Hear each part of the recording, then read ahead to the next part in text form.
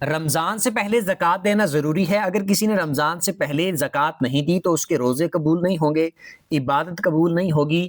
کب زکوٰۃ دینا ضروری ہوتی ہے، ان ساری باتوں کے جواب توجہ سے سن لیجیے گا۔ یہ بات یاد رکھیں، یہ جو بات کہی جاتی ہے کہ روزے قبول نہیں ہوں گے جب تک زکوٰۃ نہیں دی، یا پھر رمضان سے پہلے زکوٰۃ دینا ضروری ہے، یا پھر رمضان کی عبادت قبول نہیں ہوگی جب تک زکوٰۃ نہ دی، تو یہ بات یاد رکھیں، زکوٰۃ دینا اس وقت ضروری ہوتی ہے کہ جب آپ پر سال کمپلیٹ ہو جاتا ہے۔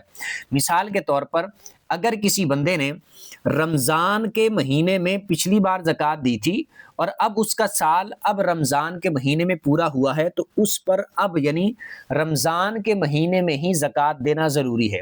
اگر کسی کا سال شعبان کے مہینے میں کمپلیٹ ہوتا ہے تو اس کو شعبان کے مہینے میں زکوٰۃ دینا ضروری ہے۔ اگر کسی کا سال اس سے پہلے کمپلیٹ ہوتا ہے تو اس سے پہلے اس کو زکوٰۃ دینا ضروری ہے۔ اگر کسی کا سال رمضان کے بعد کمپلیٹ ہوتا ہے تو اس پر اس وقت زکوٰۃ دینا ضروری ہوگا۔ تو زکوٰۃ کا تعلق رمضان کے ساتھ نہیں ہے، روزوں کے ساتھ نہیں ہے۔ زکوٰۃ علیحدہ سے ایک عبادت ہے، علیحدہ سے ایک ایسا فرض ہے جو ہمارے سال پورا ہونے پر ہم پر لازم ہوتا ہے۔